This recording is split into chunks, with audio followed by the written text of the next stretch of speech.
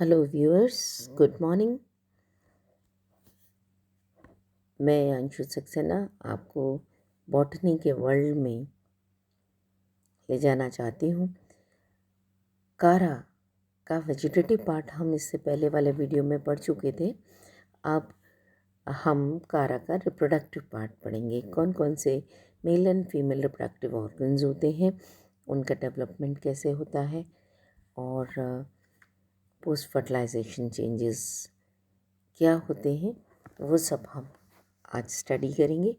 सामने ये जो डायग्राम में आपको बना हुआ दिख रहा है, फोटोग्राफ दिख रहा है, इसके अंदर कारा का स्ट्रक्चर है, जिसमें हमें ब्रांचेस ऑफ अनलिमिटेड ग्रोथ दिखाई दे रही हैं और ब्रांचेस ऑफ अनलिमिटेड ग्रोथ के नोड्स के ऊपर ब्रांचेस ऑफ लिमिटेड ग्रोथ दिखाई दे रही हैं। और दूसरे फोटोग्राफ के अंदर ब्रांचेस ऑफ लिमिटेड ग्रोथ का एनलार्ज्ड व्यू है, जिसमें फ्लास्क शेप्ड स्ट्रक्चर दिखाई दे रही है और उसके नीचे रेड कलर की गोल गोल स्ट्रक्चर दिखाई दे रही है। So these are the reproductive organs which are found on branches of limited growth. The male reproductive organ is known as globule, whereas the female reproductive organ is known as the nucleole. लेकिन उससे पहले these are the sexual the structures of sexual reproduction. लेकिन उससे पहले हम vegetative reproduction के भी तरीके जानेंगे। Following structures are formed in Kara and they help in vegetative reproduction. Number first is amylum starch, second is bulbils, third is amorphous bulbils, then there is tubers, and then there is secondary protonema. So these are 5 methods of vegetative reproduction. 5 तरह के vegetative reproduction इसमें पाए जाते हैं। अब हम एक एक को देखते हैं। बल्बल्स क्या होते हैं? देखिए, बल्बल्स राइजोइड्स के ऊपर लगे हुए होते हैं और कुछ ओवल और स्फेरिकल स्ट्रक्चर्स होते हैं, और जब ये डिटैच होते हैं प्लांट बॉडी से तो ये जर्मिनेट करते हैं और एक नया पौधा बना लेते हैं। दूसरी तरह की स्ट्रक्चर है एमाइलम स्टार्च। कुछ स्पीशीज़ होती हैं जिनके अंदर लोअर नोड्स जो होती हैं, मेन एक्सिस की जो लोअर नोड्स होती हैं, वहाँ पर multi cellular star shaped structures बन जाती हैं कोशिकाओं के इकट्ठा होने से। And these cells contain amylum starch. Amylum starch जो कि रिजर्व फूड मटेरियल होता है, वो इसमें प्रचुर मात्रा में होता है और इसीलिए हम इनको एमाइलम स्टार्स कहते हैं। एमाइलम स्टार्स भी जब फेवरेबल कंडीशंस होती हैं तो ये अलग हो जाते हैं मुख्य पौधे से और नया कारा का प्लांट बना लेते हैं। ये बल्बल्स का डायग्राम बना हुआ है। These are the bulbils. ये बल्बल्स दिखाई दे रही हैं और ये एमाइलम स्टार्स दिखाई दे रहे हैं। So the next structure is amorphous bulbils. Amorphous bulbils क्या होती हैं? कुछ स्पीशीज़ के अंदर कारा की ये लोअर नोड्स के ऊपर ये स्ट्रक्चर्स बन जाती हैं और ये इरेगुलर सेल्स के एग्रीगेशंस होते हैं, इकट्ठी हुई बहुत सारी इरेगुलर सेल्स होती हैं जिनको कि हम एमॉर्फस बल्बल्स कहते हैं। ये भी वेजिटेटिव प्रोपगेशन में भाग लेती हैं। You can see this diagram. This is the diagram of amorphous bulbils. उसके बाद आता है सेकेंडरी प्रोटोनिमा। सेकेंडरी प्रोटोनिमा क्या है कि ये ट्यूबुलर या फिलामेंटस स्ट्रक्चर्स होते हैं जो कि प्राइमरी प्रोटोनिमा या जो बेसल सेल ऑफ राइजॉइड्स है उससे निकलती है। और secondary protonema like primary protonema ये कारा में बनता है और ये भी नया पौधा बना लेता है। ये आपको बड़े करके दिखाए जा रहे हैं amylum stars, root bulbils, amorphous bulbils. So these were the modes of vegetative reproduction. इसके अलावा ट्यूबर्स होते हैं और राइजॉइड्स पर कंद जैसी संरचनाएं होती हैं जिनके अंदर स्टार्च इकट्ठा होता है और ये कंद अंकुरित होकर के नया प्लांट बना लेते हैं।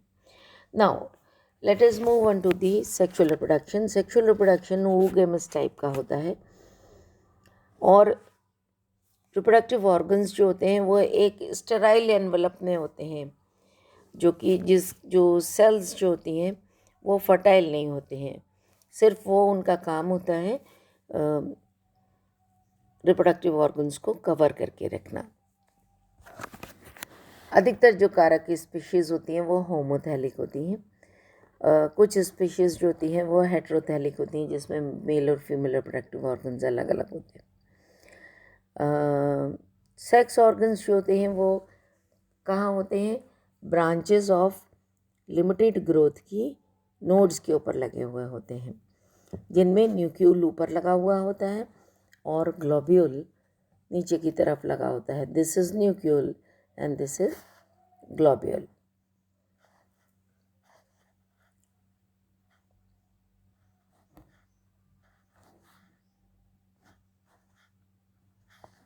अब क्या होता है कि ग्लोब्यूल और न्यूक्यूल का डेवलपमेंट एक साथ शुरू होता है लेकिन ग्लोब्यूल पहले मैच्योर हो जाते हैं और न्यूक्यूल बाद में मैच्योर होता है। ये आप देख सकते हैं beautiful structures. These are the nodes, these are the nodes.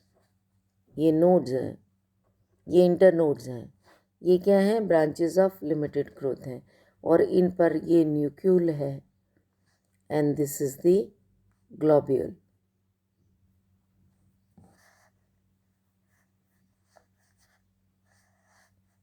This is nucleus and this is globule.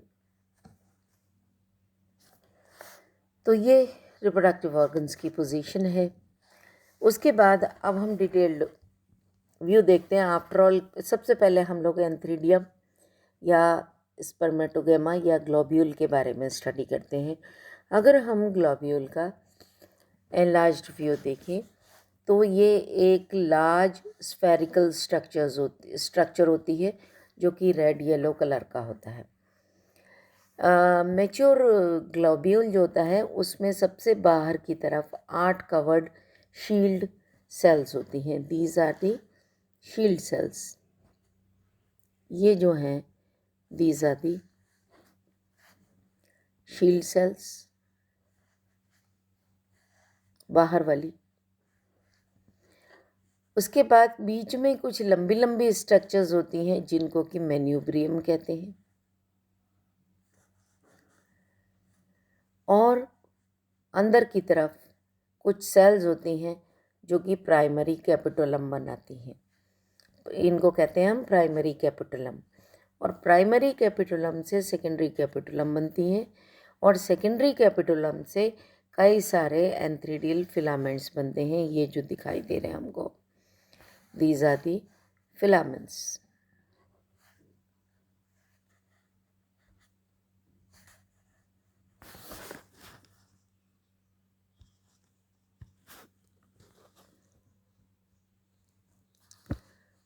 अंदर की तरफ जो ये स्ट्रक्चर्स दिखाई दे रहे हैं ये क्या है?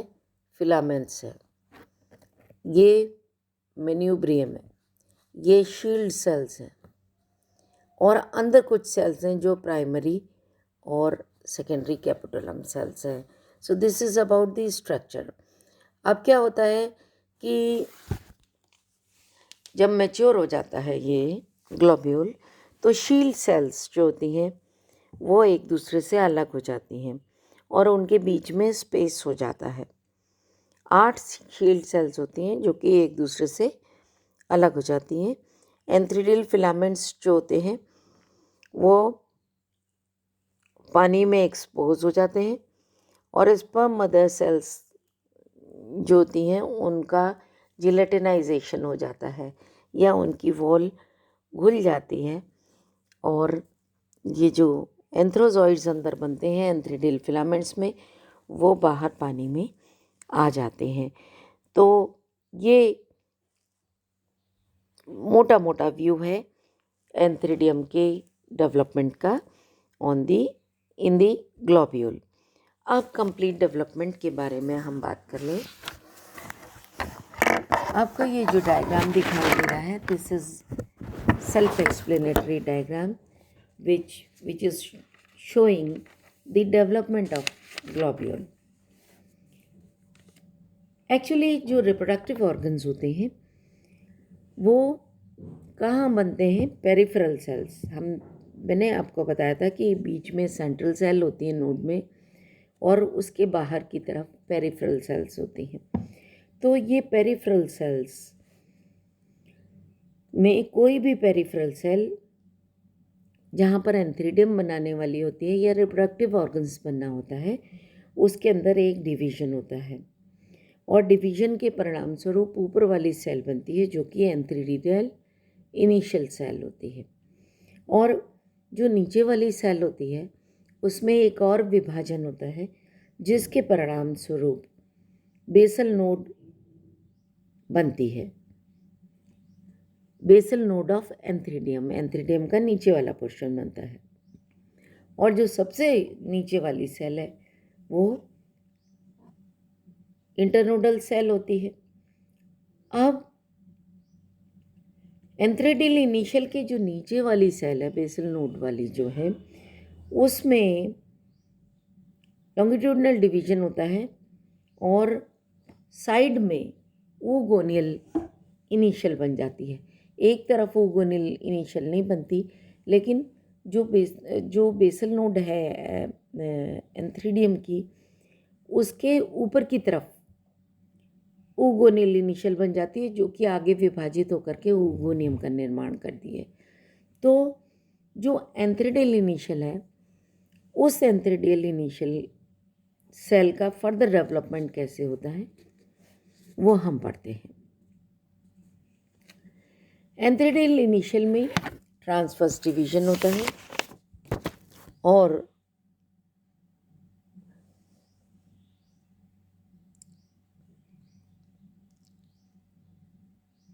पेडिसल सेल बन जाती है और उसके नीचे नोडल सेल होती है। पेडिसल तो छोटा सा पेडिसल बना लेगी, ये वृंत बना लेगी पेडिसल सेल, लेकिन एंथ्रीडियल इनिशियल में दो डिविजन्स एक दूसरे के 90 डिग्री के एंगल पे होते हैं लंबाई में, अनुदैर्ध्य विभाजन होते हैं। ये जो गोल कोशिका है जिसको कि हम एंथ्रीडियल इनिशियल कहते हैं, इसमें दो अनुदैर्ध्य विभाजन होते हैं एक दूसरे के समकोण पे। तो कितनी सेल्स बन गई?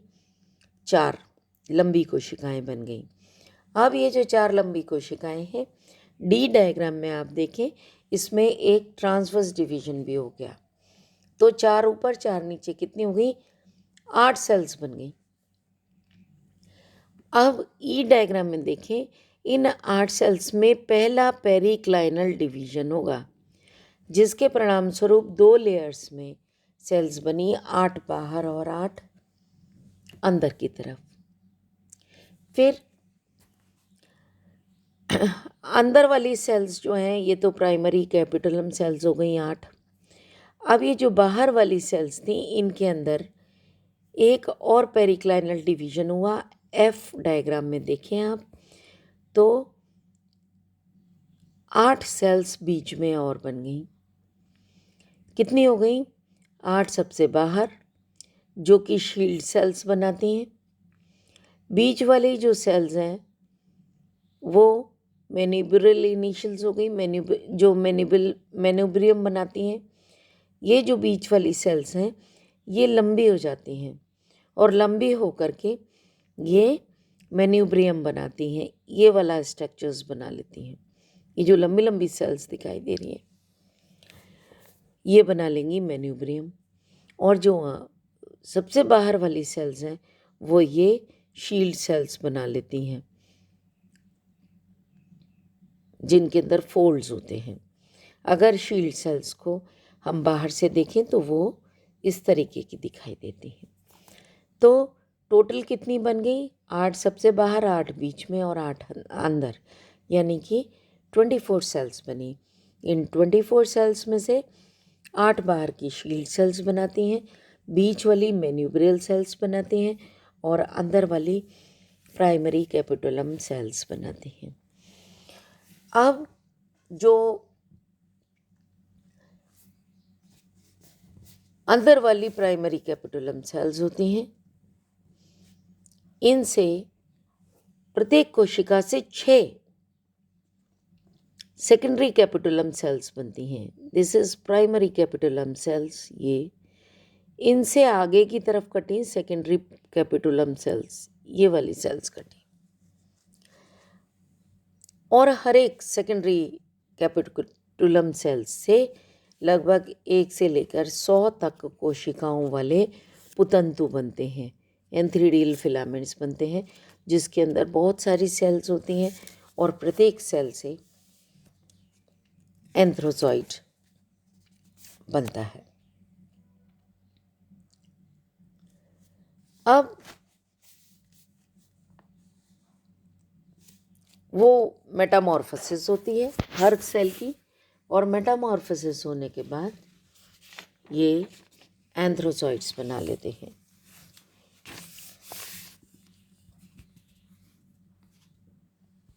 सेल एंथ्रोजॉइड फिलामेंट्स की जो एंथ्रीडियल फिलामेंट की जो सेल्स होती हैं वो स्पर्म मदर सेल्स की तरह से काम करती हैं, and the protoplast of sperm mother cells get metamorphosed into a single spiral coiled biflagellate anthrozoid. You can see here, this is the anthrozoid, which is a spiral coiled biflagellate anthrozoid.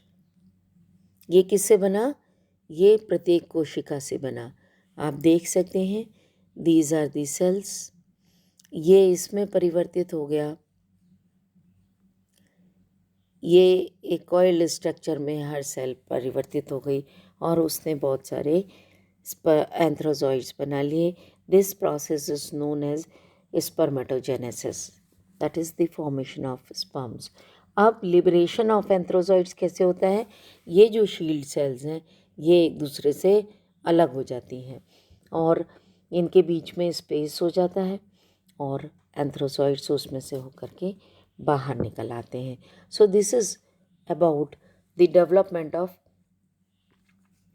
Antheridium and spermatogenesis. ये एक shield cell को निकाल के बताया गया है इन्होंने। इसमें ये शील्ड सेल हो गई, ये मैन्यूब्रियम हो गई, ये प्राइमरी कैपिटुलम सेल्स हो गई, ये सेकेंडरी कैपिटुलम सेल्स हो गई, ये एंथ्रीडियल फिलामेंट्स हो गए। तो ये कंप्लीट एक सेल जो थी, जो 8 सेल इनिशियली बनी थी, उनमें से एक सेल से के अंदर 2 पेरिक्लाइनल डिवीजन से ये स्ट्रक्चर्स बने।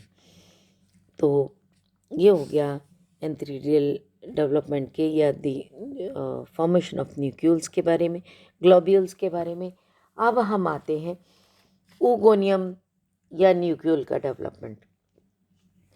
अब अगर एक oogoनियम का स्ट्रक्चर हम देखें तो oogoनियम में क्या होता है कि ऊपर की तरफ क्राउन होता है जिसको हम कोरोना कहते हैं, जिसमें 5 सेल्स होती हैं और इसके बाहर जो स्टेराइल जैकेट होती है वो ट्यूब सेल्स की होती है। जो कि 2 बार कॉइलिंग किए होती हैं। 5 ट्यूब सेल्स हैं जो कि 2 बार फोल्ड होती हैं। तो यहाँ पे आपको 10 फोल्ड्स दिखाई देंगे। यहाँ पे कितने फोल्ड्स दिखाई देंगे? 10 फोल्ड्स आपको दिखाई देंगे। क्यों? क्योंकि वो जो लंबी ट्यूब सेल्स थी वो 2 बार कॉइल हुई सेंट्रल सेल की चारों तरफ।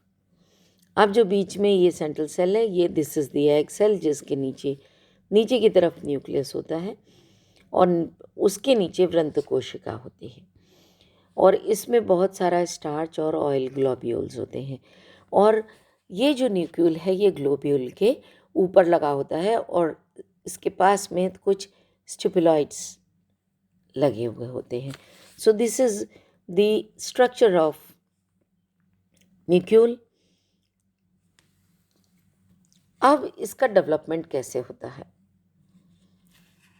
इसका डेवलपमेंट मैंने आपको बताया, एंथ्रीडियल इनिशियल के नीचे वाली जो कोशिका थी वो जहाँ एंथ्रीडियम बनना होता है उसके ऊपर की तरफ ऊपर वाली साइड में एक सेल बनाती है जिसको कि ऊगोनियल इनिशियल कहते हैं। और इस ऊगोनियल इनिशियल में 2 अनुप्रस्थ विभाजन होते हैं और 3 कोशिकाओं की एक पंक्ति बन जाती है। पहले वाली ऊगोनियल मदर सेल, बीच वाली पर्वसंधि कोशिका और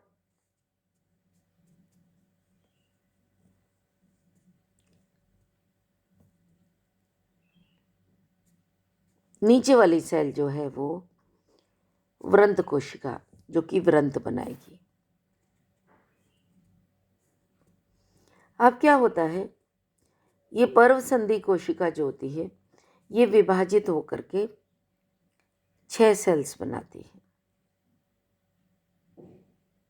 ये जो 3 सेल्स बनी, इन 3 सेल्स में बी डायग्राम में आप देखेंगे तो बीच में ऊगोनियल मदर सेल जो होती है वो तो है ही है, उसके जो नीचे वाली सेल है, बीच वाली सेल ने डिवीजन किया और शील्ड सेल्स बना ली, जो कि फ्यूचर में जा कर के क्या बना रही हैं? ट्यूब्स बना रही हैं।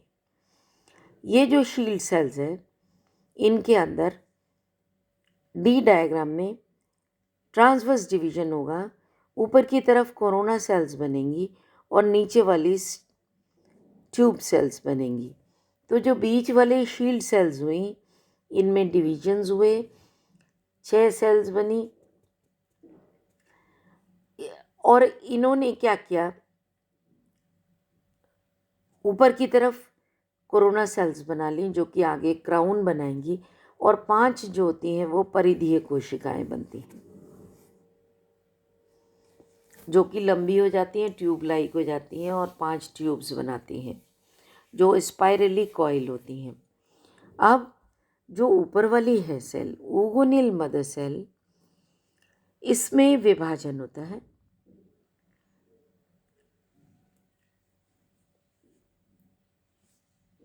और विभाजन होकर के ये नीचे की तरफ सेंट्रल सेल बनाती है और ऊपर एग सेल बन जाती है।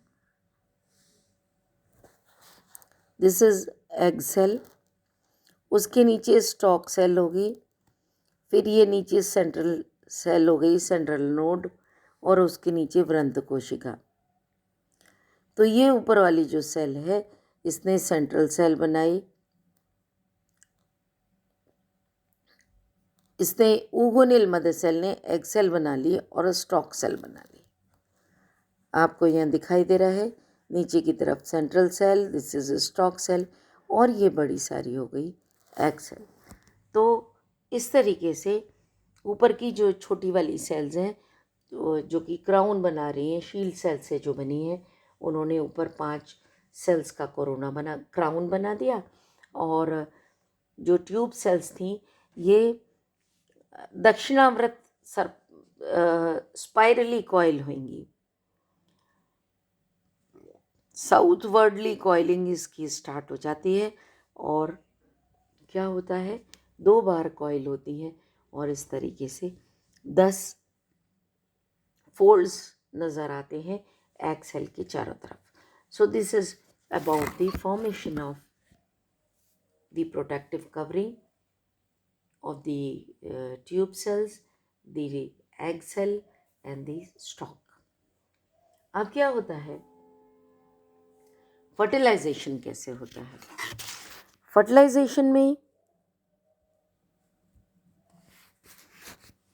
when the oogonium matures, the 5 tube cells get separated from each other, forming narrow slit between them. परिपक्व हो गई तो ये जिस तरीके से एंथ्रीडियम के डेवलपमेंट में या एंथ्रोजॉइड्स के बाहर निकलने में शील्ड सेल्स सिकुड़ जाती थी, ऐसे ही जो ट्यूब सेल्स हैं वो भी सिकुड़ जाएंगे और उनके बीच में स्पेस आ जाएगा. Antherozoids are chemotactically attracted towards the oogonium, towards the ovum. Antherozoids enter through the slits, जो बीच में खांचें बनी ट्यूब सेल्स के बीच बीच में, वहाँ से एंथ्रोजॉइड्स अंदर एंटर हो जाते हैं. ओवम की जो ओगोनियम की जो वॉल है वो जिलेटिनाइज हो जाती है और वो रास्ता दे देती है एंथ्रोजॉइड्स को अंदर एंटर होने के लिए. अंदर जब बहुत सारे एंथ्रोजॉइड्स पहुँच जाते हैं तो सिर्फ एक ही अंदर ओवम के अंदर एंटर करता है और फर्टिलाइजेशन करता है. और एग सेल जो है, एग का न्यूक्लियस अब कैसा होता है, डिप्लॉयड हो जाता है क्योंकि कैरियोगेमी हो जाती है. After the karyogamy and the plasmogamy a diploid zygote is formed. तो जो एग सेल थी अब वो जाइगोट में परिवर्तित हो जाती है जो कि द्विगुणित होता है और ये जाइगोट अपने चारों तरफ एक थिक वॉल बना लेता है. और after the formation of a thick wall around the zygote it is now termed as oospore. अब हम इसको क्या कहते हैं, oospore कहने लगते हैं. So this is the oospore. ये oospore हो गया. अब क्या होना है, क्योंकि बनना हैप्लॉइड है. द प्लांट बॉडी ऑफ कारा इज हैप्लॉइड, एक्स होती है, अगुणित होती है. इस जाइगोट का न्यूक्लियस जो कि द्विगुणित होता है वो अब ऊपर की तरफ शिफ्ट हो जाता है. ऊपर की तरफ शिफ्ट होने के बाद में उसमें अर्धसूत्री विभाजन होता है और 4 हैप्लॉइड न्यूक्लियाई बन जाते हैं. ये न्यूक्लियाई कैसे बने, एक्स, ये एक्स न्यूक्लियाई बन गए. इन एक्स न्यूक्लियाई में से एक तो ऊपर रह जाता है और एक सेप्टम का फॉर्मेशन हो जाता है. तो ऊपर की तरफ एक छोटी सी सेल बन जाती है जिसके अंदर एक फंक्शनल न्यूक्लियस है. This is 1 functional nucleus on the upper side. और 3 न्यूक्लियाई नीचे की तरफ आ जाते हैं जो कि बाद में डीजनरेट हो जाते हैं. They get degenerated. और ये जो ऊपर वाली सेल है, फंक्शनल सेल, ये डिवाइड करती है, अनइक्वल डिवीजन होता है जिसमें 2 सेल्स बनती हैं. ऊपर वाली जो सेल है वो लेंटिकुलर सेल होती है, यूनिन्यूक्लिएट होती है. और नीचे वाली सेल जो होती है वो बड़ी सेल होती है. ऊपर वाली सेल वर्टिकली डिवाइड करती है, ये ऊपर वाली सेल वर्टिकली डिवाइड करती है और क्या बना लेती है, राइजोइडल इनिशियल और प्रोटोनिमा इनिशियल. ये दोनों सेल्स, प्रोटोनिमा इनिशियल और राइजोइडल इनिशियल, ये अपोजिट डायरेक्शन में ग्रो करती है. राइजोइडल इनिशियल वो पॉजिटिव जियोट्रॉपिज्म दिखाता है और ये नीचे की तरफ ग्रो करके प्राइमरी राइजोइड्स बनाता है. जबकि प्रोटोनिमा इनिशियल जो होती है ये नेगेटिवली जियोट्रॉपिज्म दिखाता है, ये ऊपर की तरफ वृद्धि करती है और ये प्राइमरी प्रोटोनिमा बनाती है. प्राइमरी प्रोटोनिमा नोड्स और इंटरनोड्स में डिफ्रेंशिएट हो जाता है और एरियल पार्ट बना लेता है, जबकि प्राइमरी राइजोइडल सेल क्या बनाती है, राइजोइड्स बनाती है।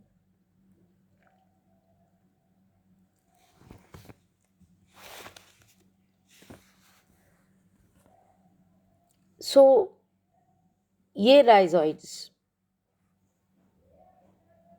और क्या बनाती है, सेकेंडरी प्रोटोनीमा भी बनाती है। ये राइजोइड बनाएगी और सेकेंडरी प्रोटोनीमा बनाएगी।